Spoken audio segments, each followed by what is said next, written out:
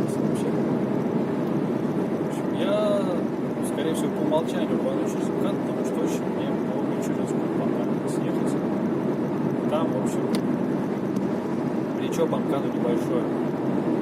И то, что строил уже час с лишним назад Яндекс, кстати, тоже получился успех. Это был как раз такой маршрут, который как раз в прошлый раз я освоил. Пробовал, не усвоил.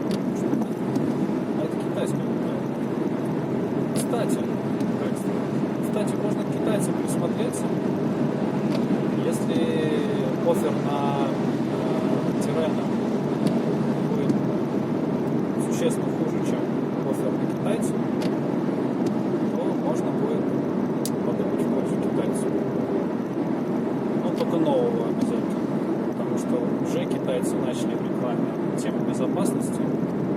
Ну, понятное дело, что реклама есть реклама, но, в общем, я думаю, что на пустом месте, как правило, такие заявления не делаются в автомобильной отрасли. Даже несмотря на многовековую китайскую, значит, тактическую, стратегическую, значит, мудрость. Ну, вернее, даже не мудрость, а хитрость. Потому что мудрость, насколько я понимаю, все-таки хитрости нет в условиях. Ну, то есть хитрость не нужна. Потому что мудрость это не только знание, умение и пользы, но это еще определенное отношение к жизни, к себе.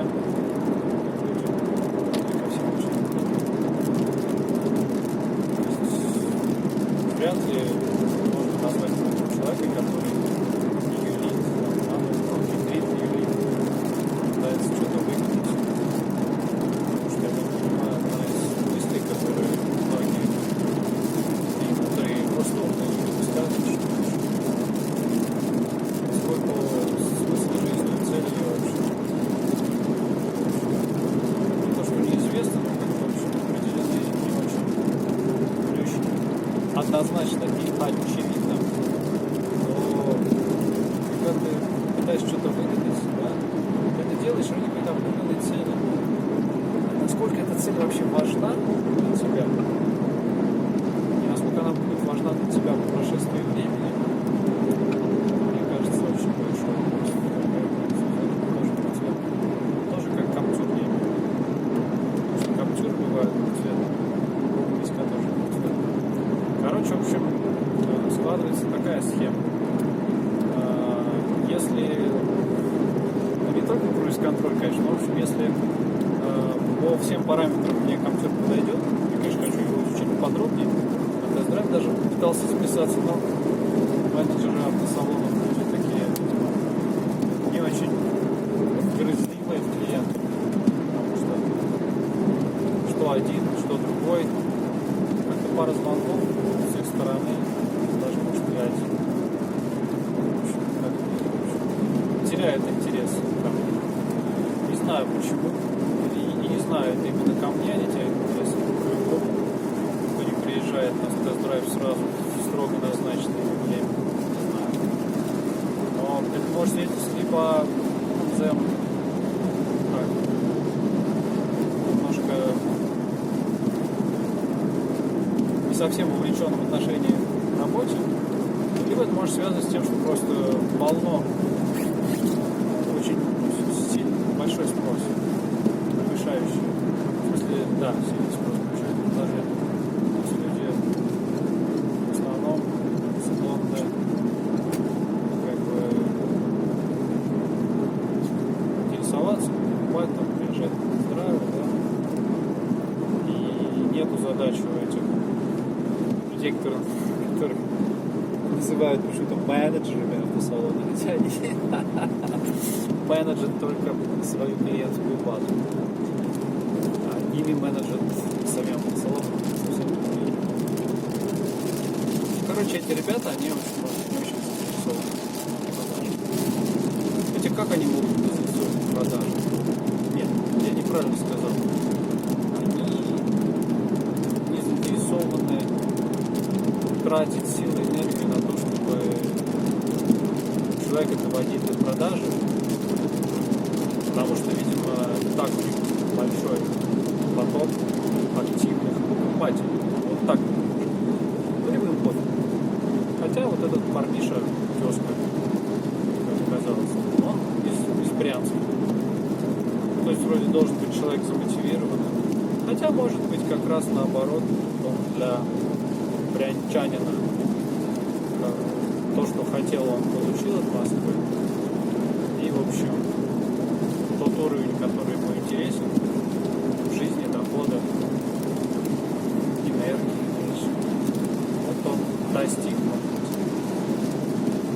А может условия у них невыгодные, скажем так, может быть от их усилий мало зависит их доход. Ну, это вот понятие мотивации, это хорошо отражает.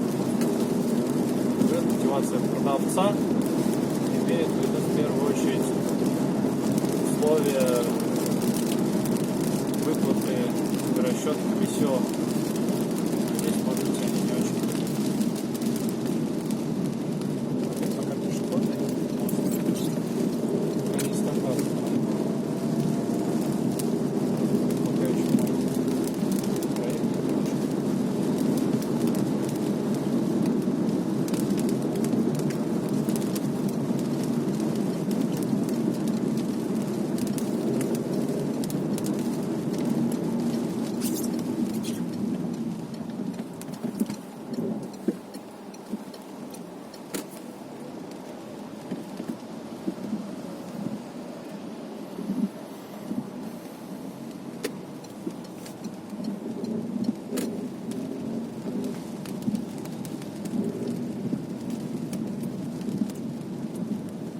Какой радиус поедет быстрее?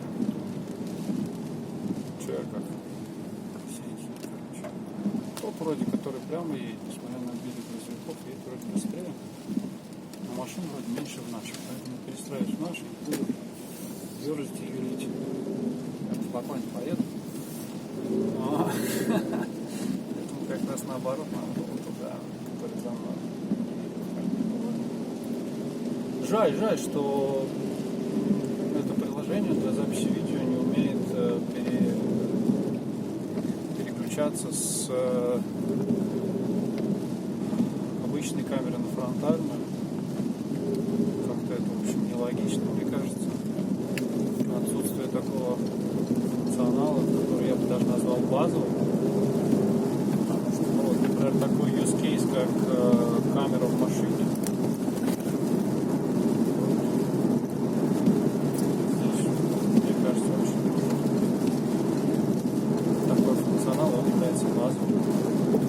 Потому что снимаешь дорогу, снимаешь, потом раз, решил что-то сказать.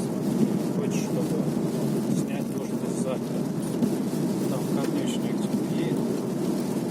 Да не, нормально едет, камера. Стоит.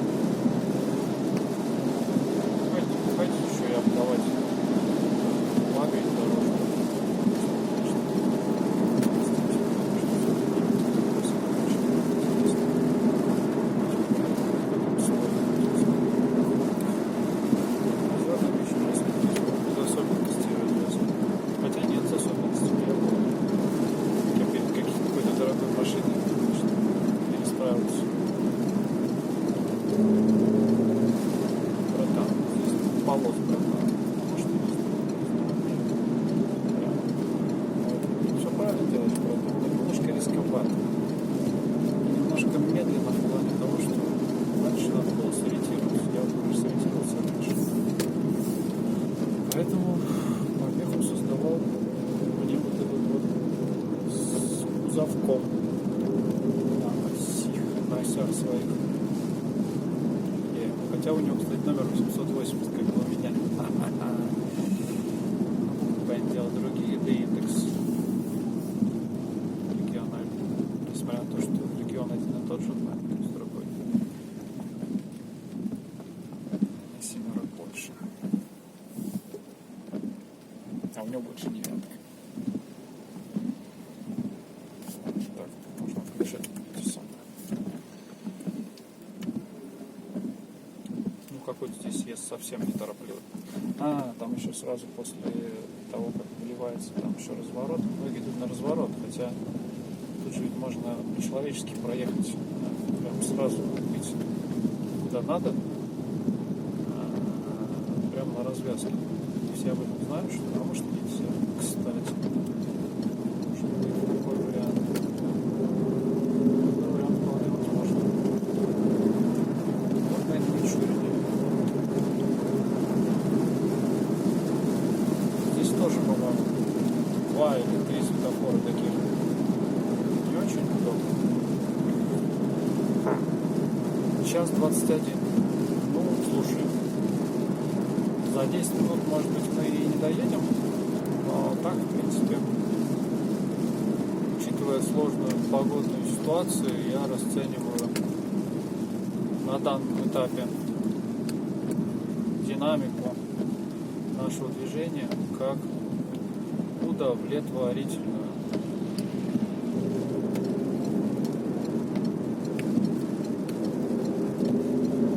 Я динамикой нашего движения удовлетворен. Эти вот яркие экраны, совершенно дурацкие, которые резко переключаются, запрещать такое надо вдоль дороги. Потому что я сейчас среагировал на какую-то вспышку яркую. Я подумал, проблесковой маячок, что ли. Какие-то едут машины, которые надо пропускать, причем справа почему-то. Ну, то есть, в общем, я понимаю... Нет, это Кашка, это не Тирана. Хотя задние фонари похожи.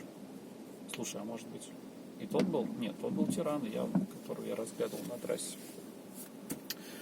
Так, печечку можно выключить. Водичку можно допить. Можно и домой отнести, чтобы потом наполнить. Правда, он с сахаром липкая будет. Или простой воды.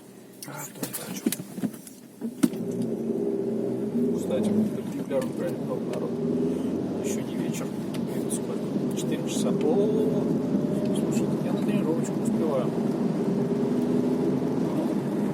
Вернее так, посмотрим. Онлайн-часть. Просто посмотрим, стоит ли ехать. Стоит ли. Я просто хочу пообедать.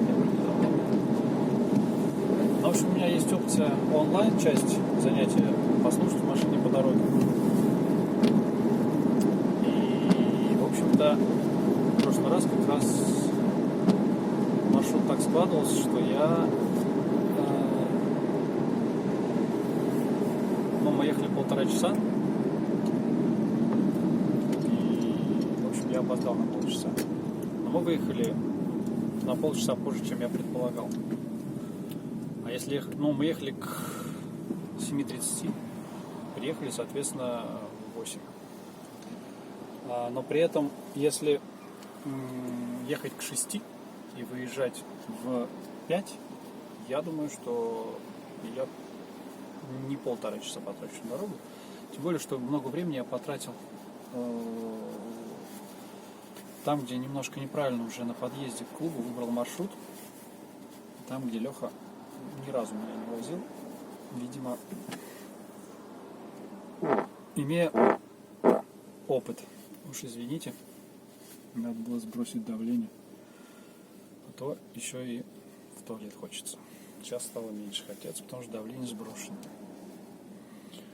Так, водички попить. Да, клин-клином, точно. Кофе я допил.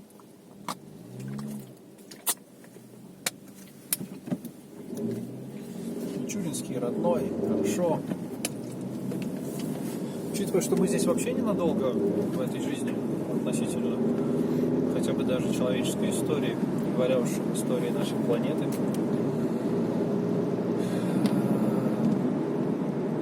истории нашего вида.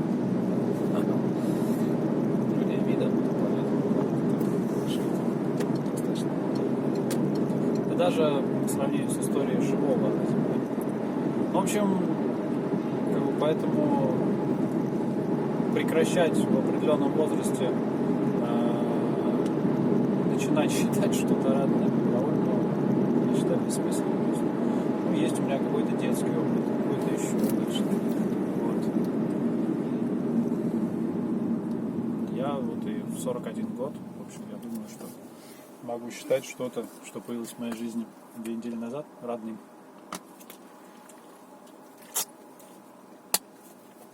Хотя, конечно, можно интерпретировать этимологию этого слова в связи с, связывая, хотя интерпретировать в связи вполне нормальная, мне кажется, конструкция.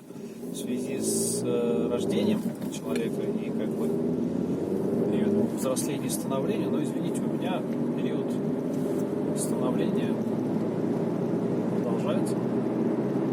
Насчет взросления, можно так сказать, я вообще, я думаю, всю жизнь человек растет, развивается. Так что едем спокойно, не торопясь. И, в общем, едем по родному Мичуринску. Я все-таки встану перед этим дядей, потому что там большой поток ходящий, который за ребятами. Поэтому я поеду здесь. По-моему, нет левого поворота на этом светофоре. Я спокойно накатиком еду. Человек встал, говорят, очень медленнее меня. Впереди красный, впрочем, то есть я тоже замедлился. В общем, я специально не тормозил, я просто включил круиз-контроль. До сих пор не торможу. Пусть я торможу двигателем. Сейчас двигателем разгоняюсь. Что это за машина?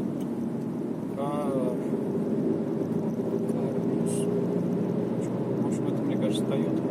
Так что-то японское. О, там что-то впереди. Поэтому я снова не разгоняюсь.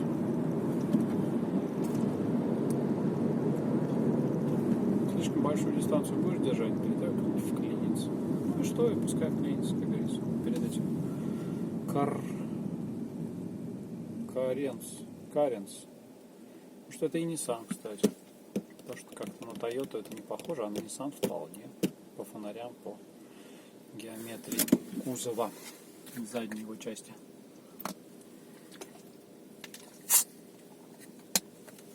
Учитывая, что там будут левые повороты впереди, и вообще дядя неторопливый, скорее всего, я его смогу и сбоку увидеть, спереди даже.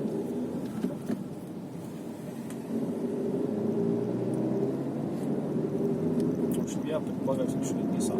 Хотя вполне может как-то Toyota.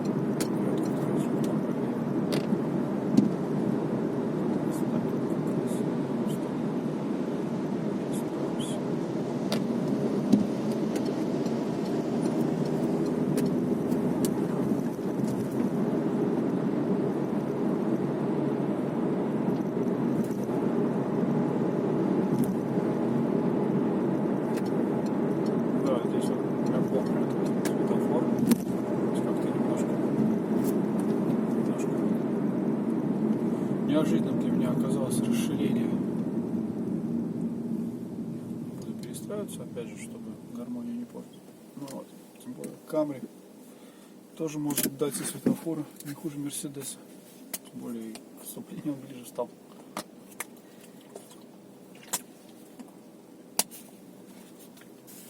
Час 31. Ну да, в принципе это... Но учитывая, что я еще на заправке останавливался, не торопясь. Ну, короче, нормальное время. Я думаю, за 9 минут мы до дома доедем отсюда. Может, что и с 15 доедем. Но все равно будет, если сейчас 45. Хорошее время. Что такое? Не вижу я. Чего мне сообщают? Че? Не вижу. Недостаточно места. Ну ладно, поскольку запись пока идет, есть минут 5, может, я за это время доеду до дома. Так, в общем, ничего критичного не предлагает. Камри оказался. Быстрая разрядка, 19%. Осталось. Как мы эффективно работаем.